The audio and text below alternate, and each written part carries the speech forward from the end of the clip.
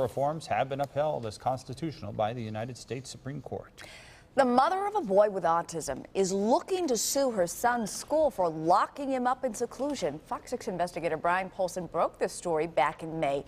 It prompted a state investigation, and tonight Brian is here with the results of that investigation and, of course, reaction from the mother at the center of it all. Brian. That's right, and our investigation of the so-called quiet room at Rock River School in Waupun went viral throughout the autism community and prompted reaction literally from all over the world. Now the state of Wisconsin is ordering the school to stop using the plywood room until changes are made, and the mother of the boy who was placed inside is seeking more than $50,000 in damages for false imprisonment.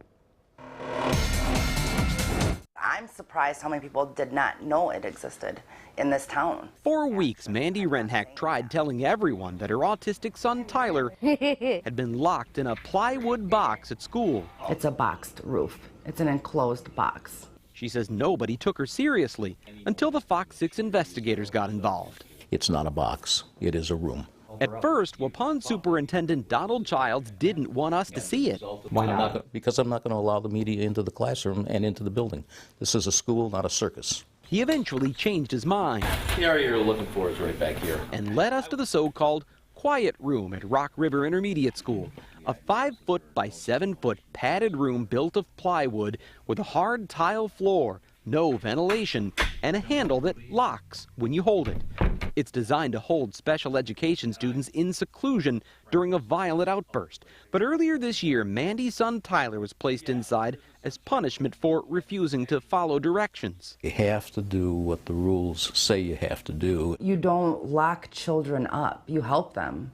When Fox 6 News broke the story in May, the autism community erupted in response, and Renhack started getting Facebook friend requests from all over the world. I've had Texas, Tennessee, I've had Canada, United Kingdom. Our story also prompted an investigation by the Wisconsin Department of Public Instruction. Something's being done now. On May 23rd, DPI ordered the Waupun School District to stop using the seclusion room until corrective actions are taken, like installing a larger window or unbreakable mirror, adding proper ventilation, and removing that locking door handle. It's an improvement. It's still a box. But the state's criticism goes well beyond physical attributes, saying Waupun's use of the room was not consistent with the DPI's 2009 directives on the appropriate use of seclusion and restraint in schools. The guidelines say that seclusion should only be used as a last resort when a child's behavior poses an imminent risk to himself or others. It was used for punishment. That's a big difference, isn't it? Yes, it is. You could help these children if you did it properly. And they are so uneducated in what they're doing.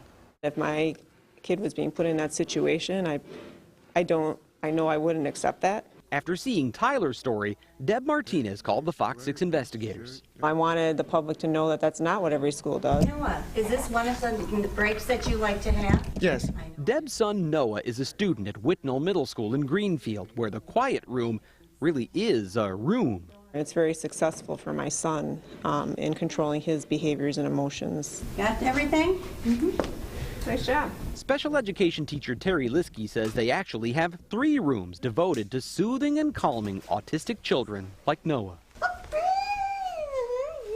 A sensory room, a swing room, and yes, a quiet room.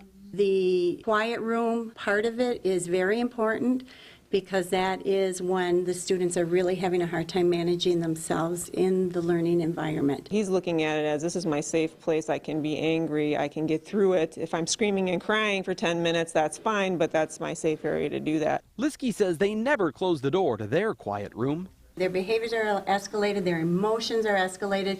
It's hard for them to really know where the limit is. Instead, they use colored tape on the floor. And that's their visual to remain there. There's a big difference between a room and a box. Renhack says she supports the appropriate use of quiet rooms, but she's not done fighting what she calls the box in Waupun. Earlier this month, her attorney filed a notice of claim with the school district, seeking more than $50,000 in damages for false imprisonment. If the school denies the claim, Renhack will likely sue, but even if they pay it, there's still one problem. The box is still up. Renhack says she won't stop until the box is gone for good. I don't want a plywood box to exist for children to be put into, whether they make the adjustments or not. It's not right.